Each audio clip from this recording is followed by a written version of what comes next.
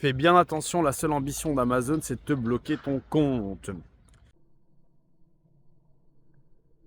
Non, plus sérieusement, j'ai reçu un commentaire il y a quelques temps sur une de mes vidéos où je parlais d'arbitrage sur Amazon, hein. C'est un type de business sur Amazon où on utilise la différence de prix entre différentes marketplaces, différentes plateformes, différents magasins et Amazon pour gagner notre vie. On a un groupe Telegram 100% gratuit qui est épinglé dans la description. N'hésitez pas à aller faire un petit tour. Et donc je disais, quelqu'un m'a dit en commentaire, oui, le seul problème avec Amazon, c'est les soucis que l'on peut avoir avec eux, blocage de compte, produits restreints et j'en passe. Évidemment, oui, tu peux avoir des problèmes avec Amazon, comme dans n'importe quel business. J'ai eu plusieurs commerces dans ma vie, hein, vous le savez. J'étais mécanicien pendant 15 ans, j'ai eu un petit restaurant, et quel que soit le business, tu as des ennuis. En tant que mécanicien, c'est des problèmes de garantie. Quand tu vends des véhicules également, c'est des problèmes de garantie.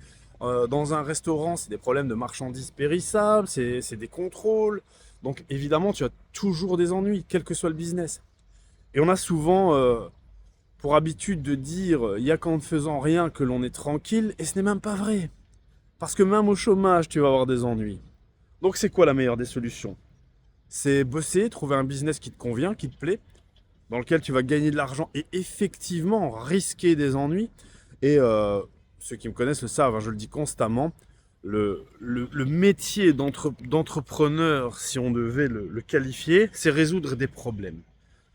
Tous les matins, je me lève et j'ai des problèmes à résoudre.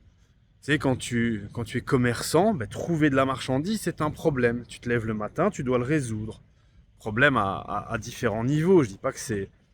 Voilà, ça fait partie du job, mais moi je vois ça comme des résolutions de problèmes constants. Tu as des problèmes administratifs. Donc des problèmes, tu en as constamment.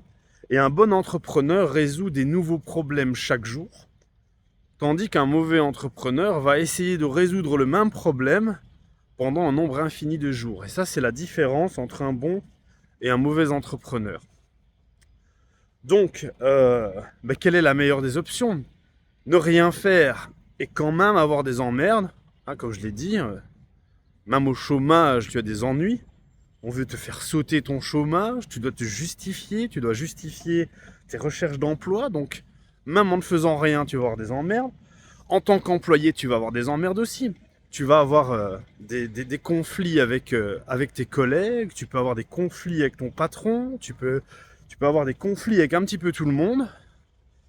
Tu vas avoir des horaires qui ne te conviennent pas. Tu vas avoir, enfin, voilà, des problèmes, tu en auras toujours.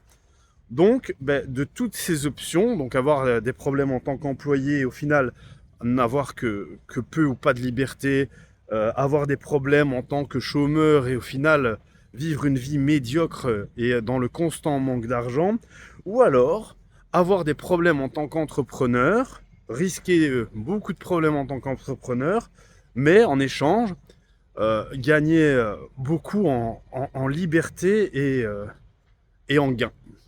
Je pense que, comme dirait notre ami, la question elle est vite répondue.